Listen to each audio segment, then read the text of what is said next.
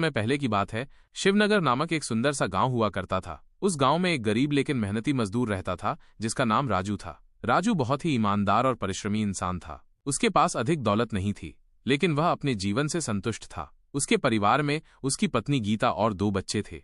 राजू गांव के एक अमीर मालिक बंसीलाल के यहाँ काम करता था। बंसीलाल उसे रोजाना लकड़ी काटने का काम देता और बदले में बहुत कम मजदूरी देता, जिससे राजू का घर किसी तरह चलता था। एक सुबह गीता कहती है, राजू, बच्चों के स्कूल की फीस भरनी है, उनकी टीचर 2 दिन से कह रही हैं।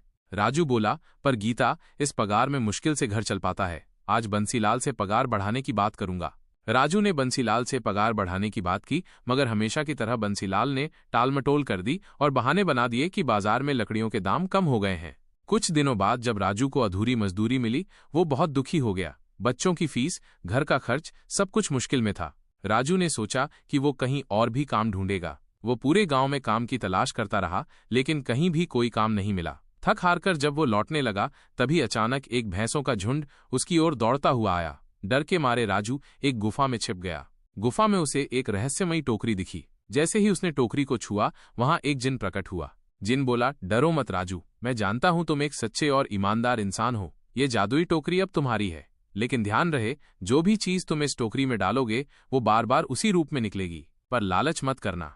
राजू ने घर जाकर गीता को सब बताया और फिर चंदन की एक लकड़ी, जो कभी उसे जंगल में मिली थी, उस टोकरी में डाली। चमत्कार हुआ, टोकरी में कई चंदन की लकड़ियां भर गईं।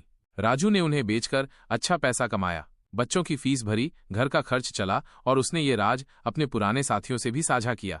इसके बाद राजू ने बंसीलाल का काम छोड़ दिया और चंदन की लकड़ियों का व्यापार शुरू किया। उसने अपने साथ काम करने वाले दूसरे मजदूरों को भी अपने साथ जोड़ लिया और सबका जीवन सुधर गया।